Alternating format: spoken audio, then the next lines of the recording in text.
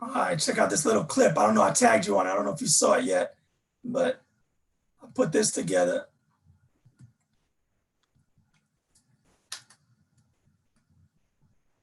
Oh, nice, nice. Can you see it? Yeah. I don't know what I did.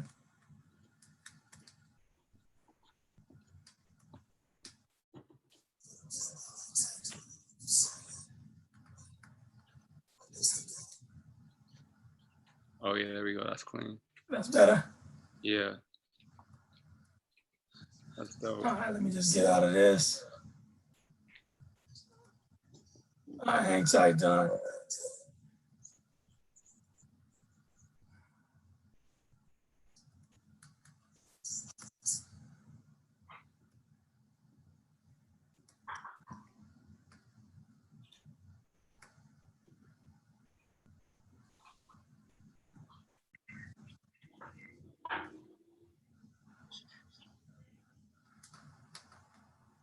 Yeah, man. Oh, I think we're good now. We're good to go, man. All right, Don. Guys, live with me. We're doing it. We live? You're more used to this stuff, man. You're more used to this stuff than me, man. But you know, but I'm always a behind the scenes type of dude, man. And you know, man, I've known you for over the years, man. Just watching all the growth and things you've been doing, man. I'm happy that you're able to kind of join me for this discussion, join our students that'll get to kind of see this after the fact, and anybody else that kind of you know, jumps on. But my guest today, man, his needs no introduction, but Don Benjamin, you know, thank you for joining me, my brother. How you doing, man?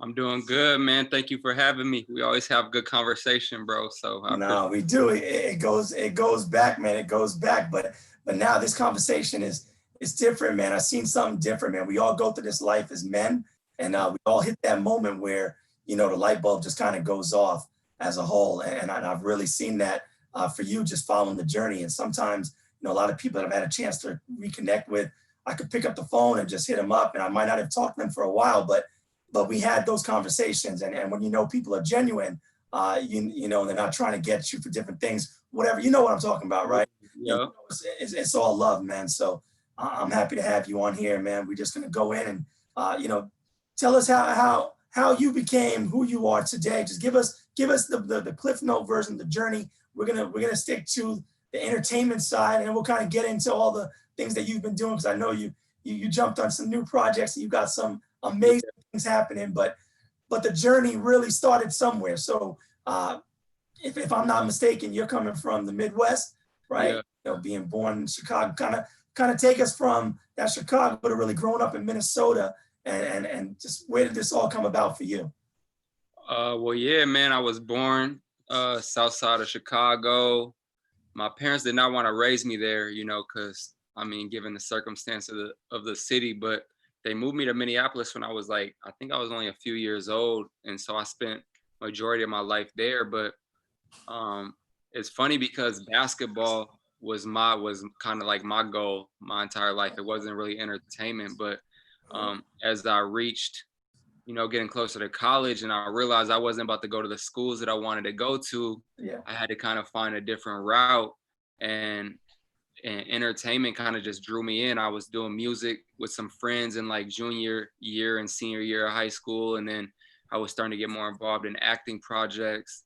And but go back to basketball real quick, because yeah, I know you can hoop. You can still hoop to this day. yeah, I still hoop.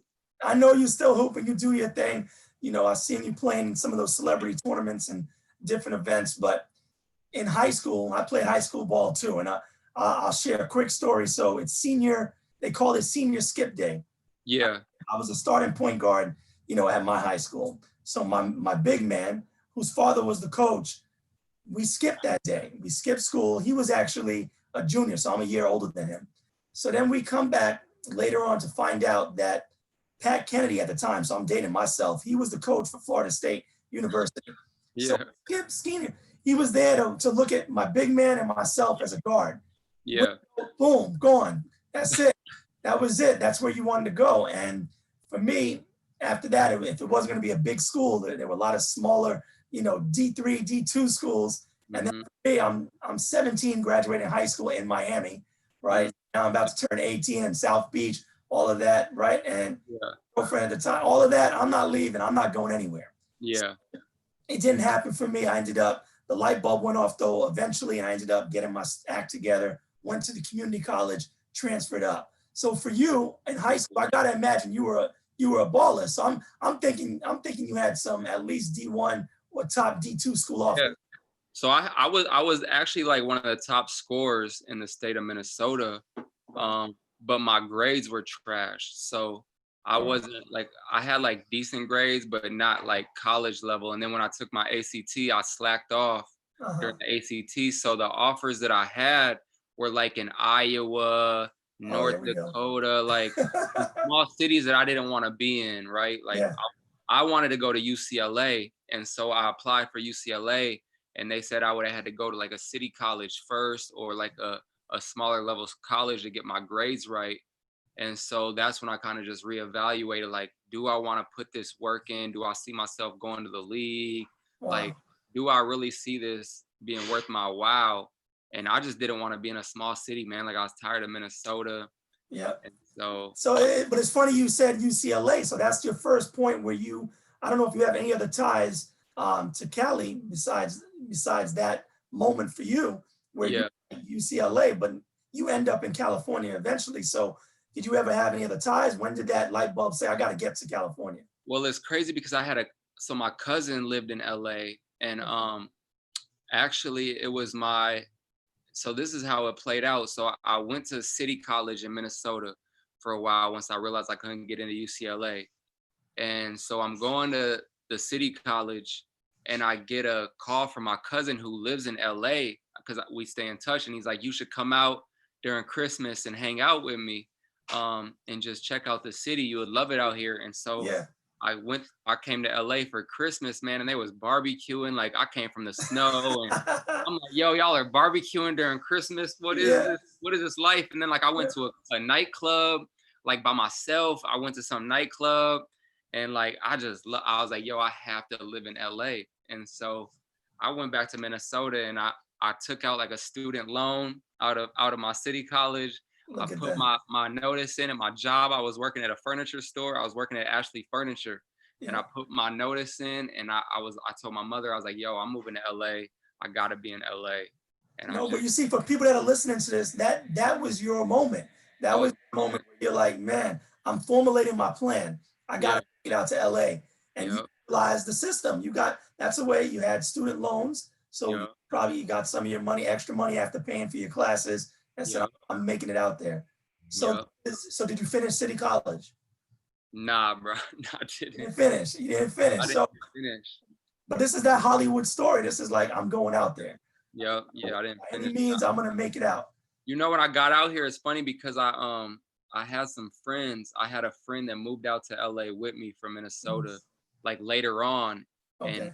and we played ball together. And so when he came out, he was still on the basketball journey, and he was like, "Yo, I'm going to UC Irvine to try out. I'm going to Santa Monica to try out. You should come try out with me." Yeah. And so I was like, man, I'm not really chasing the basketball thing. At this time, I was like locked in to the acting. Yeah. I wasn't modeling at the time. It was just acting and music that I was pushing. And I was like, you know what? I was like, I'll go try out. And so I went, and like I made the team, like we made the team. But then I just again reevaluated. I was like, do I really want this? You know, I was like, I don't know. Like, they weren't trying to make me a starter at the time. They were like, you're gonna have to work your way up. Yeah. And so it just didn't make sense for me, man. But the journey, yeah, it So definitely. now you're out. So you're out in Cali.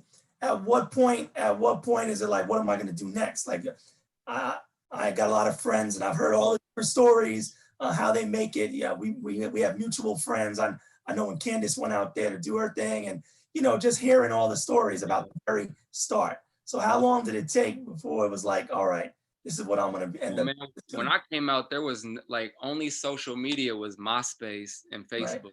And the Yeah, Facebook at the time was like low key. Like, I remember at first you had to either be going to some college to be on Facebook.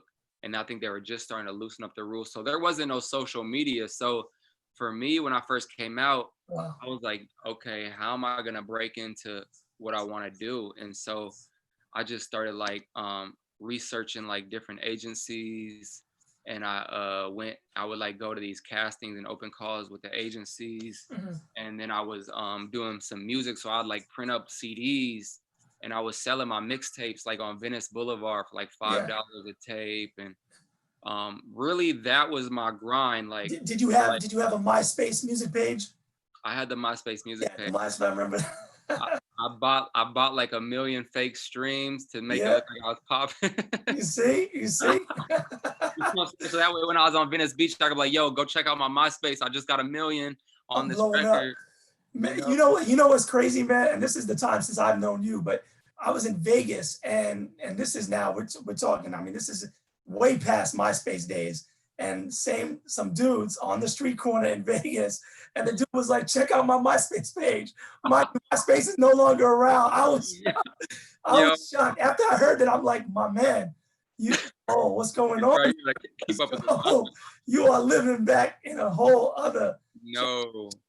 That's crazy. So you do it at what point? So you're juggling between music and or acting. So was it whichever one hits first? Yeah, whatever hit first, man. I would get like I was doing a lot of background gigs where I'd make like $100, go like do some crosses in the background of a movie or TV show. And I was kind of just like, me and my boys, we would get close to like we formed a little group. And so at one point we were being managed by like Bone Thugs and Harmony's manager Oh, as got a it. group. And it was just whatever hits first. I was kind of going back and forth between those two. And it was 7 years. It was 7 years of kind of just like doing this grind before I got presented with the opportunity to go on America's Next Top Model in 2013. So Look at those that. 7 years of initial grind in LA trying to figure out where I fit in was like Wow. the leeway. When people think it's an overnight, they only see certain things. They don't know the struggle that happens behind. Right? Yeah. Even though you ended up leaving City College, you had a plan. You were gonna make it. So it took a little time. Did you know it was gonna take 7 years? Did Honestly, the funny thing, when I left Minnesota, I told my mother, I said, yo, like, I'm going to be on in the next 2 years. I said, we're going to be good. I'm going to move you to LA. I'm going to be popping. And those 2 years went by so quick, man. It's crazy. I did not think 7 years, but I did research, and a lot of like success stories, they say like 7 to 10 years is like a solid window all it before you takes is get like one year. It takes 1 year. yeah, 1 year to change your life. yeah. That's crazy. So now fast forward. So now this is the big break. Modeling, you've never done modeling before. Prior to that, Not really. I did like photo shoots for like friends' clothing lines, but okay, nothing like drastic. Nah. right. And then next thing you apply, you heard about it as a casting. How did Yeah. that work? So you Yeah. apply, you get One on of my, there. yeah, one of my boys hit me. Was like, "Yo, they're having guys on Top Model. You should go try Oh, out." So I just went to the open call, man. It was like 2,000 people there. And it was like I want to say like 12, 13-hour process, but it was life changing, man. I got the call back, and then Tyra Banks called me personally, bam. telling me that she loved my tattoos and thought that Yeah, I brought something new to the fashion world, yeah. because at this time there weren't like any tattoo models working. So she was like, this could be something new for the world. So man, I was shook. I was like, honestly, I had never watched any America's Next Top Model before, so Right. I wasn't like familiar with the show. So I went and like watched the show to like see what I was getting myself into. Yeah. Yeah. So how was that experience? This has to be a different contract. This has to be your first time looking at something major. You're on major television. At Hmm. the point your face is now about to be seen by the masses. So we Hmm. know probably coming up next. The phone is ringing. It's a different day and age, and now Don Benjamin has really evolved right Hmm. into his own. So just talk to us about that. What are the process look like? It's a casting. You get called by Tyra. You're in there, but behind the scenes, it's stuff that you weren't even sure of. So Right. are you looking over everything? Is your mom helping you out? At that point, do you consider a manager? Because you also had that Bones Thugs and Harmony situation going on.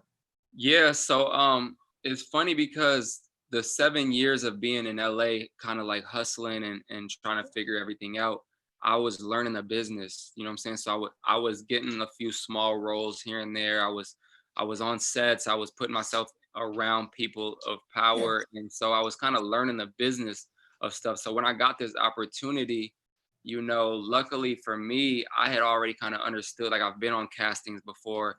I wasn't with that management for the music, but I Mhm. had a different agency that I was with for acting.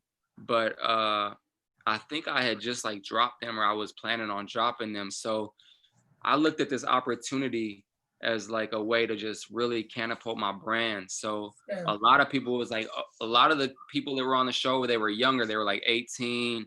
I Right. was 25 when I went on the show. So my mindset was different. I was like, I'm gonna go in here. I'm gonna use this to build my brand. Right when I came off the show, I was already planning on finding new management, new Yeah. agent, a publicist. You know what I'm saying? So Yeah.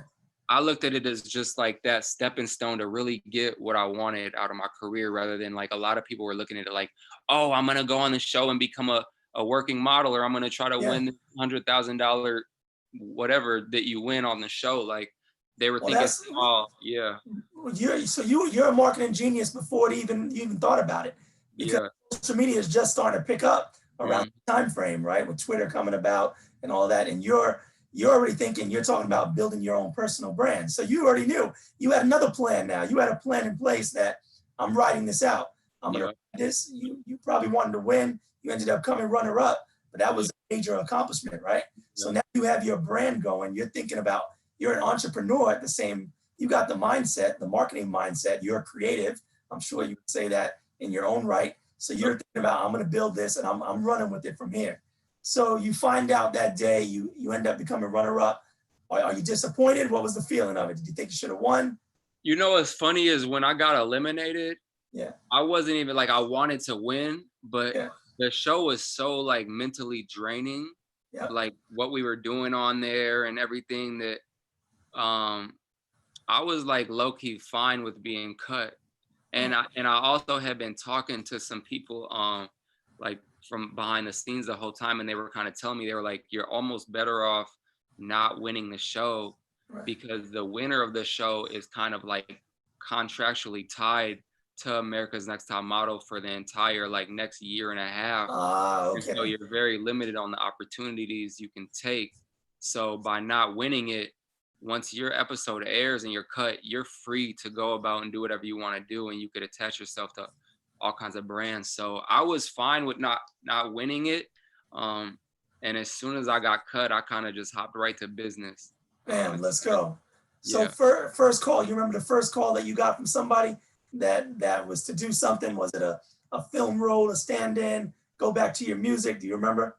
Um, the funny thing is I made all the first calls. Like Ah, that you weren't that waiting. You that was weren't that waiting. was the difference So of you my were planting success. seeds. You were planting all these seeds Exactly. So the because you knew difference, you had an audience. Okay. I went and lined up the calls to make, and everybody else from the show was sitting around waiting on calls, Right. and nobody was really getting calls like that. You had to go create them. So my first calls, I lined up, I reached out to every like modeling agency in LA. That was my very first play. And then my second call was to go get a manager to help me on a day-to-day basis.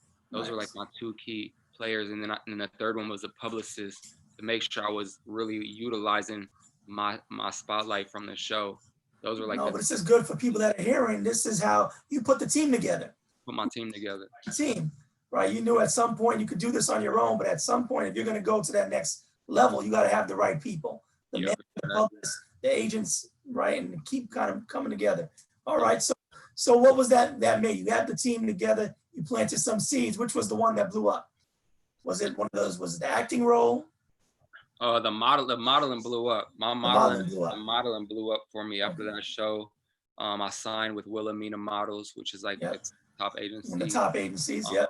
I started booking some good campaigns. I ended up booking the worldwide guest campaign. And then luckily and then the same time as that was happening, the music was taking off. So I had did a record with Eric Bellinger Yeah. that started catching traction. And so Jealous. yeah, jealous. So I Right. started Yeah. booking a lot of shows off that. And then traveling, man, that brought me around the world. Like I literally went all over Europe off that record. And then so between that and the modeling, those two just took off. Hmm. Do you remember there was a guy that he was a convict and they kept comparing him to you? Yeah, yeah, yeah. Remember I that? still get that. Jeremy Meeks. Yeah. You still get that. That's his name. Okay. Is he Yeah. out? He is out. He's actually doing well for himself too. He's Nice. doing really well. Nice. I run into him every now and then. Oh, that's crazy. Yeah. That's a story in itself. People got That's to go back and look it up if you that's anybody it's jump on. crazy how powerful the internet is. You know what Yes. I mean? Like that's a prime example of how They powerful. thinking all light skinned brothers look alike, and that was it. They jumped on it. Yo, me, Jeremy Meeks, and Jesse Williams. That's Jesse always Williams. we get Yes. in a little pool together.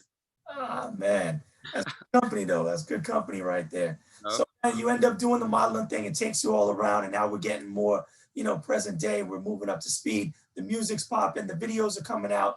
You've done some roles in a couple of films, and you're Yeah. doing your thing, and it's all coming together. Tell us about that part of the industry. Just what are the pros? What are the cons? What was something that stood out? What advice would you give somebody that's breaking in now? Um, I mean, the pros and cons, it's like you're sucked into this lifestyle of you can have everything you want, do whatever you want. Um, and it can be a blessing or a curse, you know what I'm Yeah, saying? Like if you don't know how to handle it, especially that's why you see a lot of younger celebrities kind of yeah, fall victim to drugs and alcohol because you literally are getting free alcohol, you're getting all these women around you that want to be with you, you're getting mhm. drugs, like people trying to push drugs on you, you're getting free clothes, everybody, like everything that you can imagine you're getting for free. So it's like So what you, kept you grounded? I think just me being very godly and humble and close to my mother and her keeping me grounded.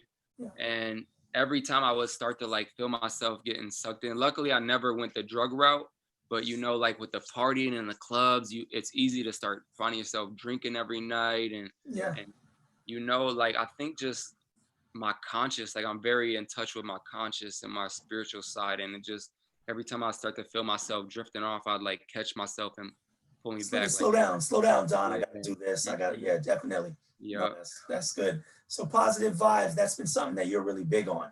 You're really yeah, big on Monday. I love Monday motivation. Today's a Monday, so spirituality sounds yeah, like that's a big connector for you. yes, But we sir.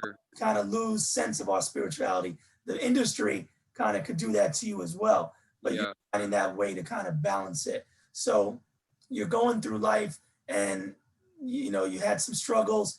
You mentioned a lot about your mom. We just celebrated Father's Day right now. Talk about your father's role in your life growing up. my father, man, my father was kind of like in and out of my life growing up. He was dealing with a drug addiction most of my childhood, so he would try to be there when he could, but then he'd be gone, in and out of jail. And so, it was kind of absent. It was kind of my mother took on his role. And um, I talk about it a lot in my book that I just put out, but our relationship early on, it was me really like hungry for his attention, hungry for his time that I wasn't able to get from him. That thank God it was a bond that we got to build later on in life. He Yeah, passed away in 2017 from an addiction, but luckily we got to build that our relationship as we got older. But yeah, as a child, like it was really confusing for me as a child why he wasn't around as much as I wanted him. You know what I'm saying? And my mother had to kind of step in and let me understand it. And she was really good about letting me see him when he was good. Like right. there's a lot of parents that will have like they'll just completely like if their father's dealing with like drugs or whatever, the mother will just completely take them away from the father. My mom did a really good job about still allowing us to have a relationship when he was in the right mindset. So No, yeah, I love to see that when you were able to reconnect with him, yeah, in his passing, and mm, his Father's Day just passed. That was hard for you as well, uh, yeah, dealing with that. But a lot of those things, it really shaped you to the man that you are. The 7 years that you mm, were away, I think, this is me saying it. You could correct me if I'm wrong, but I think with your mother having that foundation in you, you were really determined. I'm not going to fail.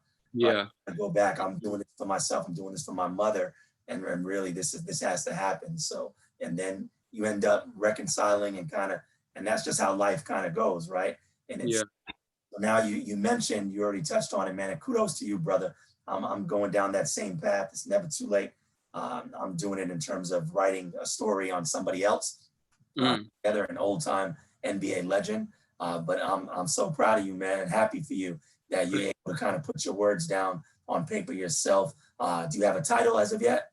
Yeah, so it's called My Truth, and My it's truth. actually out on Amazon right now. Yeah. It's already out. Yeah. Oh man. Well, All right. it's actually available July 5th, but the pre-order is out right now. Yeah, I'm so already right. I'm it's writing it it's down. number one new release right now, man, on Amazon. What?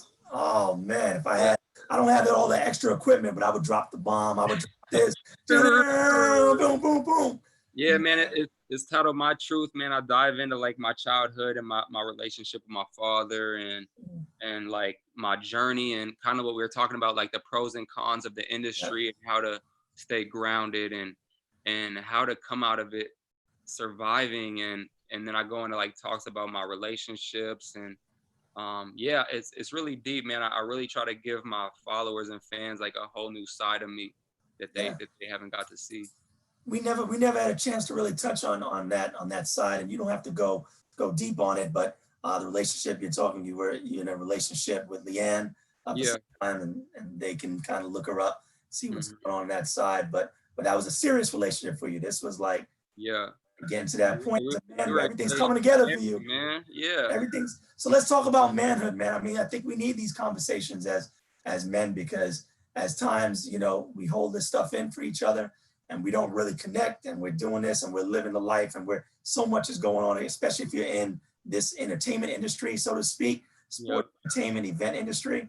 And then you met somebody that was on that same path, and she was going, and I know you guys had that spiritual connection as well, and deep Yeah. faith and all that. And then whatever it is, it stops. It wasn't, something goes on in that particular moment, and now you have to kind of move on in that Mhm. side. How long did it take, man? How long did it take for you to really kind of just, this evolution of Don Benjamin? Well, man, it's been a long time coming, honestly, and I've kind of been like fighting myself with it, Yeah, and just it goes back to like guidance and fatherhood and like things that we're taught and the way that men are raised yeah, and all that stuff and then like our friends and egos and all that kind of plays a part in it. But I've been kind of fighting myself for the longest, but then once we split up top of the year, man, I kind of just completely broke down and like called my pastor and was like, man, I submit. Like, I don't want to, wow, you know what I'm saying? I don't want to fight it no more. Like, yeah, I'm tired of trying to walk one foot in and think that I can get away with, living this party lifestyle one weekend and then during the week be in church and, like I yeah, submit. And so after that, man,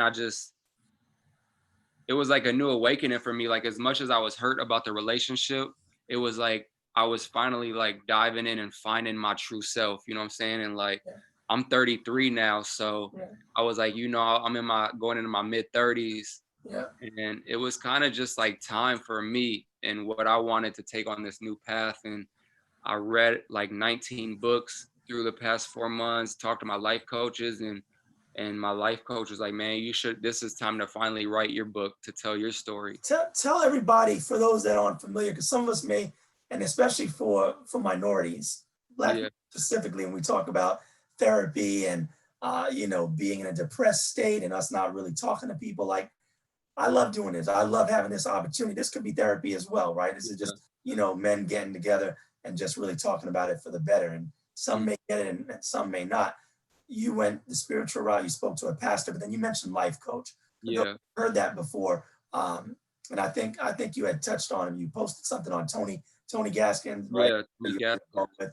Yeah, and I follow Tony as well on his Twitter, and for some time, since he's been doing it. So in terms of the whole family and what they're doing, Yeah. it seems everything's perfect. So I'm sure you've been getting, but what does that really look like? How does that work? Do you reach out and say, I see you doing this, brother. I need a life coach. Did they find you? How did that come about? It's That's crazy a big because step. Asking for help is a yeah, big step. with Tony is crazy because so Leanne he was life coaching Leanne before I got with her. Um, Okay. so I actually reached out earlier in our relationship. He was kind of helping us with our relationship just to Right. stay grounded, whatnot. Yeah. And when it all happened, I just happened to reach back out and I was like, yo, like this happened. Me and Leanne split. Damn. I need to figure my life out. I need to get right. Like, how can you help me in any way? And he just tapped in with me like full speed. And Wow. then he kind of like aligned me with like some books that I needed to read and was just telling me kind of what I needed to do. And it was just crazy, man. It was just like Yeah. like an immediate connection, man. He's so like wise and he's experienced some crazy stuff in his life. So Um, give us three books those were your top ones, and you were like, man, after the, this, life changing.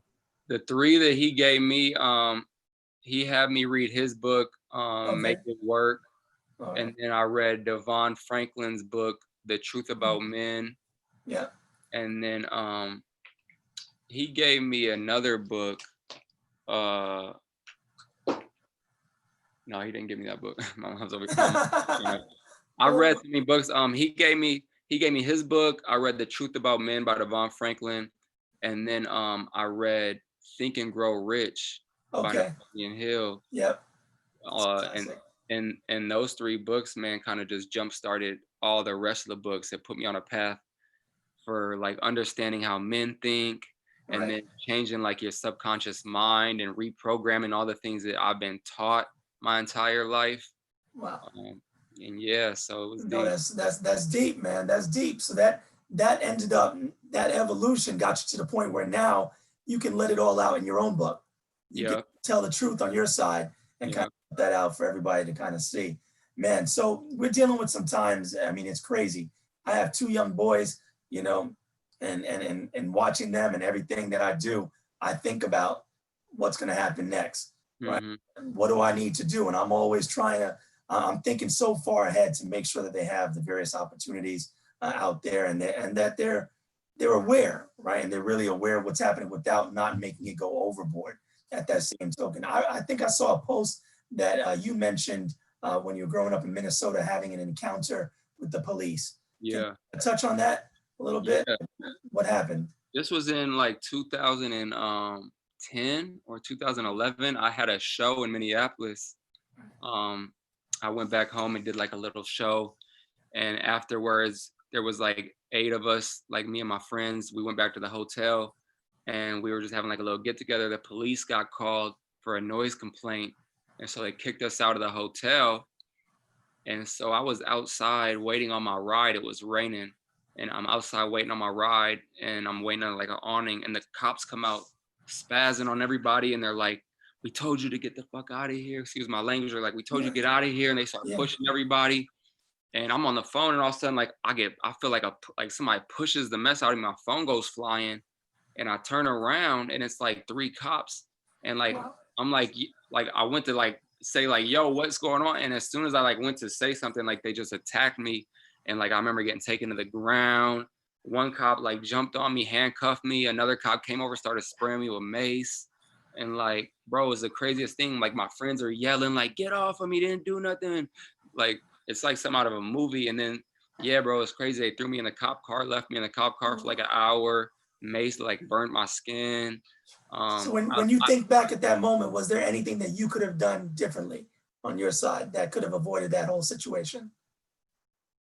I guess the only thing that would have helped me is just completely like leaving the premises and like Right, waiting for my ride in the rain, right. which most people don't think, let me go wait in the rain.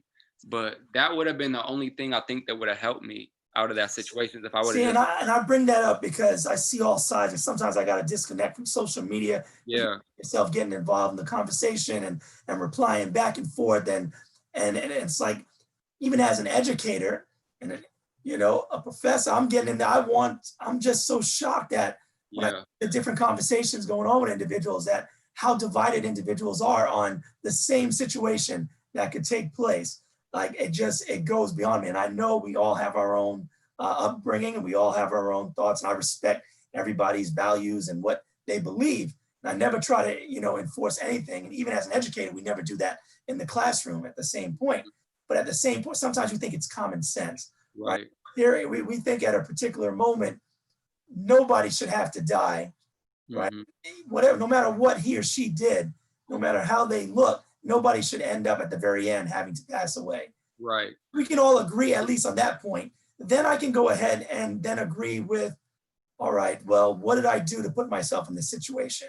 All right, what could I have done differently? What could that individual? But I'm still not judging that individual because at the very end, there's Right. reason for it to go where it is. And then we have to understand the bigger conversation. And I'm not trying to get too deep on it, but this is something that's going on with it. And like we said, how do we teach the next generation? How can we go ahead and Right. make that difference? Because I really want to say, what are the actionable items that we can kind of share with people as things are happening right now? Every day it's something new.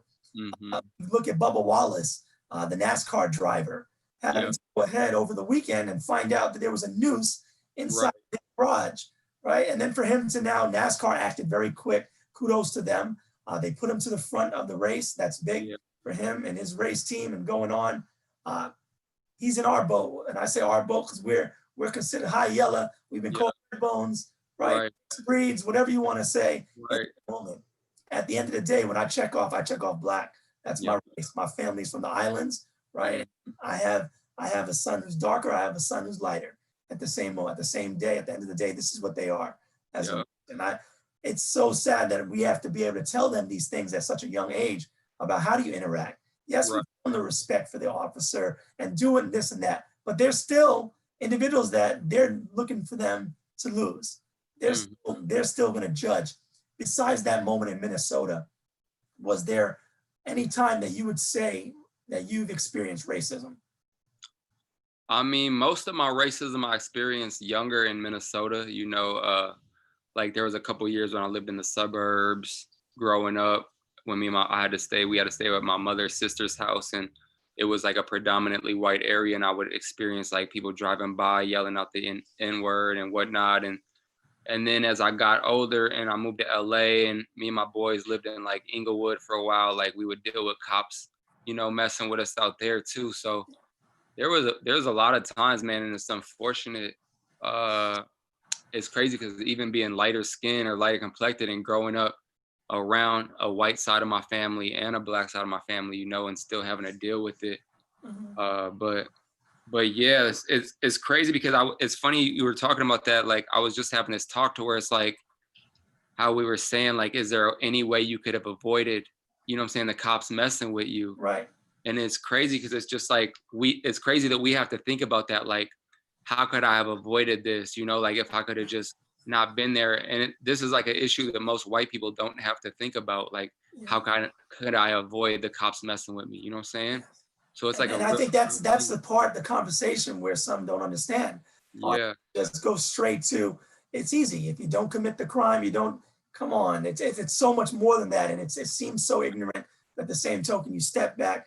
Sometimes I find myself going, and then it goes automatically to our current politics, right? So, and it's beyond politics. Whoever's in office is that's not where it is. This is going back years. This is the story that I'm working on. It touches on a gentleman, this guy, Wiley Jones, who's 78 years old. So he played against Bill Russell and those guys, right? The day after Martin Luther King was assassinated. So April 4th, Dr. King is assassinated in 1968. April 5th now, next day, they find out Dr. King is assassinated. He's playing on the 76ers. Wilt Chamberlain, they had a squad. They had won the championship the year before. So now they got to go ahead and play against Bill Russell and the Celtics, who are trying to get them back off. They're favored to win, though. But see, he's distraught, man. He's distraught. He sees, King is assassinated. I don't want to play. So he protests. He calls himself the Kaepernick of his time, right? Because he ends up saying, I don't want to play. What they decide to do, Bill Russell and Wilt Chamberlain, they do a vote. They get outvoted 7-2. The only other person who voted not to play, Wilt Chamberlain. He's no longer with us. So Wiley is the only living member of that team that said, I don't want to play. So I interviewed all the living members, a lot of his white ball players, friends, and Caucasian and black ball players from the other team, Satch Sanders, some real, legends that we're talking about, the famers. And they all tell me, present day, this is just last year, they all regret we shouldn't have played. they regret it. But hindsight is 2020. So he saw those things back then. And what's crazy is what we're seeing. It's like history keeps repeating itself. But do you think that there's an opportunity for real change in the system? Are you seeing that? Because these protests are still happening. Yeah, I really think right now there is, and it's because people can't get away with what they could get away with before, you know? And so it's like Good with point. social media and stuff right now, it's you can't get away with really anything bad. You know what I'm saying? Like anything that's bad that you try to do is gonna get exposed. Yeah. So with the system, like, what are you gonna do? Like, y'all can't keep doing this. Like, we're only starting to see more and more issues arise, and people are starting to stand up and get tired of it. So I really feel like there's really gonna be some kind of change set into place now. Of course, there's still gonna be like the BS that goes on behind the scenes, but I feel like we're gonna start to see more of a change take place now More because change. you can't escape it with social media now. Like everything is being witnessed, you know? Is this part of your path, or do you? I mean, as you're writing the book, things are going up. Are you using your platform in a way for change, even if it's small, right? They say small wins still lead to that big win. Is there anything that you're involved with that you're looking to do? I mean, everything that I've been doing as of recently is really trying to like help encourage other people to take the step to change, There you and go. whether it be What's personal that quote? life, Be the change you want to be see. the change, you know what I'm saying? Like Yeah, whether personal yeah. life changes or for the culture or for other people, man. Like I feel like with this COVID situation and the quarantine, like we've all been faced to sit down and like look at ourselves and realize how we could become the best version of ourselves and what we Big can do facts. to better other people. And so like I took the initiative for myself in hopes to encourage not only people around me, but people that follow me, like people that don't follow me that may hear about me through somebody else. Like I want to encourage people like, yo, like, okay, you can't just be content living this way forever. You gotta grow. You have to like we all have a purpose, man. And since I've been reading and since I've been growing and looking back at like ways I used to maneuver, like I'm like, how could I be doing that? But it's part of the growing process. And so I just want to encourage other people. Like that's what I'm all about right now, is encouraging other people to like understand it and wake up. So growth. So man, this is Monday Motivations. That's what we're talking about. Yeah, man. Don Benjamin, man, the book's gonna come out. That's gonna drop. We still doing the music thing? Yeah, man. It's funny because I took a little break on the music for a little while, just trying to figure out what direction I wanted to go in. And then a buddy of mine had me hop on his record. Nice. It came out actually in February or March, but he had me hop on the record and I didn't even realize, but it was like a Christian hip hop record. Oh, And wow. it ended up like hitting the charts, and the video ended up getting some buzz. And so now I've kind of found myself like in the Christian hip hop lane. I love it. So See, and I got a do you need project. the labels? Do you need a label? Are you still, is that part of the mix, or in this day and age? I feel like you don't need a label nowadays. Like everything is so like independent based, like you can do everything yourself now. Like I self-published my book. Love it.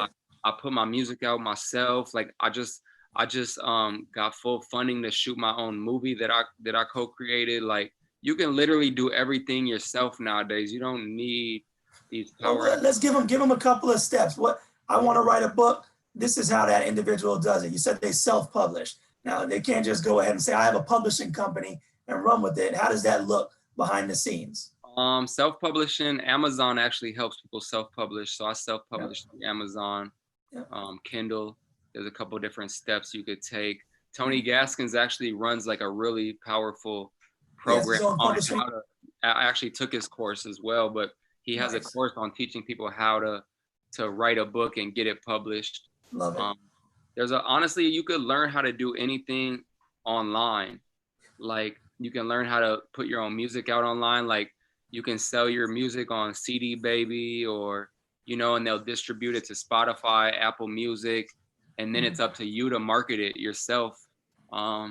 As far as a film goes, you can go you can go get with investors at the bank. You can get a bank investment, or you can reach out to people online. Like everything is at your fingertips nowadays. So No excuses. there's no excuses, you know, like the labels, the big publishing houses, like a lot of these big organizations, like there's not much they can do for you anymore. Now, they can help you get to the next level, you know, like you can do the groundwork and then get to a certain level and then team up with one of these big organizations like a label or a publisher, and they'll help take your project to the next level.